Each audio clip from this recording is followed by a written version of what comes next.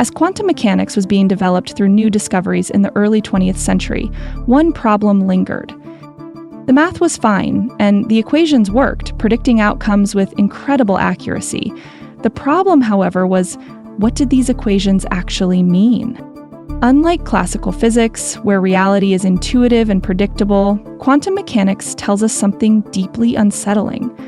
Particles can be in multiple places at once, measurement affects reality, and entangled particles share non-local correlations, defying classical expectations. But what does this mean? Does this mean the reality is fundamentally random, or are we simply missing a deeper layer of physics? The interpretation of quantum mechanics influences how we think about the universe itself. Are we passive observers? Are we active participants? Does reality exist independently of us, or do we bring it into existence by looking at it? This is why interpretation matters, and no debate in the history of physics has been as fierce or as consequential as the one between Albert Einstein and Niels Bohr. Let's dive in. In 1927, at the historic Solvay Conference, some of the greatest physicists of all time gathered in Brussels to discuss quantum mechanics. This included Albert Einstein and Niels Bohr. This conference marked the beginning of a legendary debate between Einstein and Bohr, one that would continue for decades. Einstein was deeply unsettled by quantum mechanics. He had spent his life uncovering the deep, beautiful laws of nature, laws that were absolute, governed by strict causality. But quantum mechanics seemed to say something different, that particles existed in a state of limbo until observed, and that reality itself was uncertain. Einstein hated this idea. God does not play dice with the universe, he famously said. Bohr, on the other hand, believed that quantum mechanics was complete. He argued that reality was not an independent thing that existed before measurement. Rather, it came into existence through measurement. To Bohr, quantum mechanics wasn't about finding an underlying hidden reality. It was about predicting what we see when we measure it. Einstein's famous remark, "God does not play dice with the universe," was met with an equally famous response from Bohr. Einstein stopped telling God what to do with his dice. This encapsulated the fundamental divide between them. Bohr embraced probability and uncertainty, while Einstein insisted on an underlying determinism. So Bohr was saying that reality doesn't exist until we look at it? Precisely. According to Bohr, asking where an electron is before we measure it is meaningless because without measurement there is no is. Einstein responded with thought experiments. One of the most famous was the EPR paradox in 1935. Einstein, along with Podolsky and Rosen, proposed a scenario where two entangled particles could instantly affect each other, no matter how far apart they were. This was spooky action at a distance, as Einstein called it, suggesting that either quantum mechanics was incomplete or something faster than light was carrying information. Did Bohr have an answer? It did, but it wasn't a straightforward one. Bohr argued that even though the particles seemed to influence each other instantly, there was no actual faster-than-light signal being transmitted.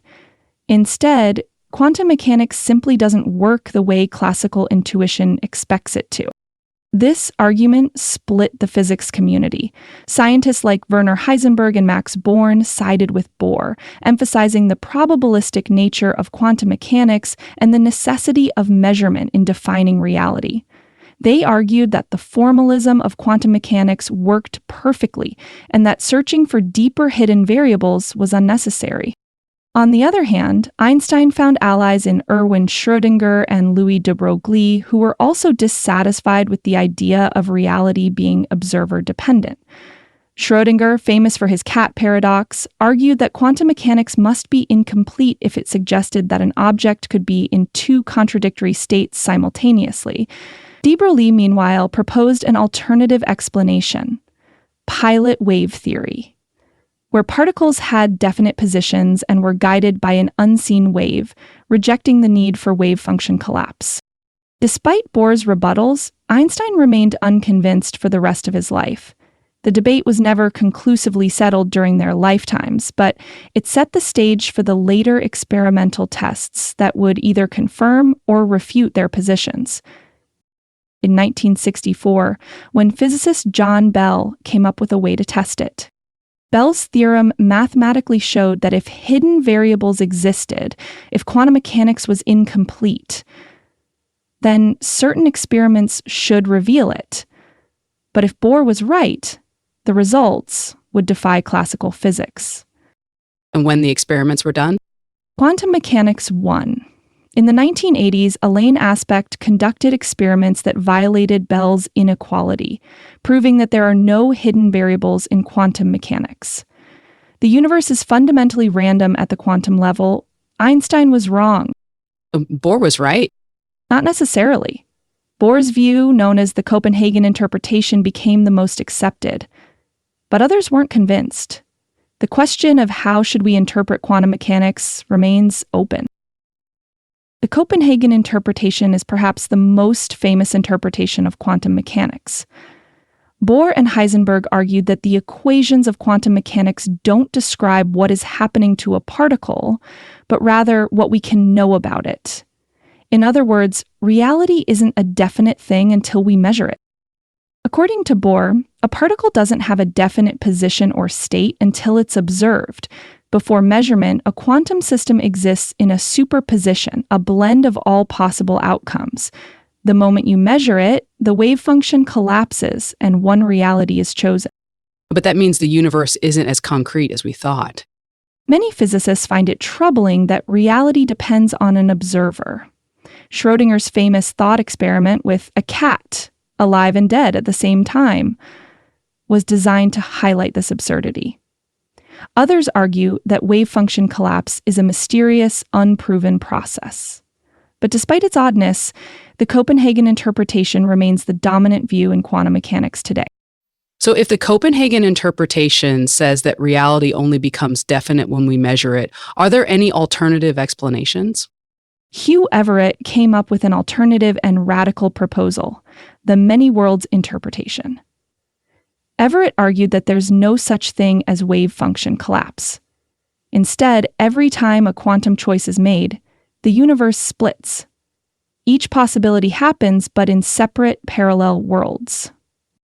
Every quantum event leads to a branching of reality, where all outcomes occur in different branches. You don't just observe a single reality, you become entangled with the outcome you measure, while another version of you experiences a different one.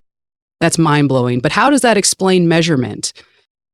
Everett's idea removes the need for a special observer or collapse. Instead, all possibilities simply evolve according to Schrödinger's equation, with no exceptions. It's quantum mechanics taken literally. However, it remains controversial. While it mathematically fits quantum mechanics, it does not yet explain why we perceive one outcome instead of all possible realities. The biggest problem, however, is that it predicts an infinite number of parallel universes, but we have no way to test or interact with them. You can argue that it's a beautiful idea, but without experimental proof, it remains speculative. Another interpretation came from Louis de Broglie and later David Bohm. Unlike Bohr or Everett, de Broglie and Bohm believed that particles have definite positions at all times, even before measurement. Instead of collapsing waves or splitting universes, they suggested an invisible pilot wave that guides particles, like a hidden hand shaping their motion. So the randomness in quantum mechanics isn't real? Exactly. In this view, what seems like randomness is just our ignorance of the hidden variables controlling the particles. The uncertainty is an illusion. If we knew all the hidden details, we could predict everything precisely. It sounds a lot like what Einstein wanted, an objective reality. Why didn't this idea take over? Because while it does restore determinism, it also introduces something equally bizarre: non-locality. To work, the pilot wave must instantaneously influence particles across vast distances, even faster than light. This clashes with relativity, making many physicists uneasy. So if Copenhagen says reality depends on observation, Many worlds says everything happens, and pilot wave says everything is already determined. How do they compare? Each interpretation has its strengths and weaknesses. Copenhagen is practical and widely used, but it's philosophically unsettling. Many worlds is elegant but untestable. Pilot wave offers determinism but requires spooky connections across space. And the truth? We still don't know which, if any, is correct. So after all this, we still don't know what quantum mechanics means? Not definitively. Some more recent, newer interpretations have also been proposed. For example, could quantum mechanics itself be an emergent phenomenon, just one layer of a deeper reality? That's where emergent objective reality comes in. This is a relatively new idea that suggests quantum mechanics is not fundamental, but rather an emergent property of a deeper underlying theory of physics. Think of it like temperature. You can describe heat without knowing about individual atoms, but at a microscopic level, those atoms create temperature. So quantum mechanics is like the surface of a deeper reality we don't fully understand yet. Exactly. Some researchers, like Sean Carroll and Wojciech Zurek, argue that quantum behavior might emerge from deeper physical laws that we just haven't uncovered yet. Instead of wave function collapse being a fundamental rule, it could be the result of a yet unknown interaction between quantum and classical physics.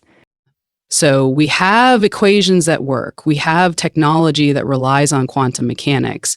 But after a century of debate, do we understand what it's telling us?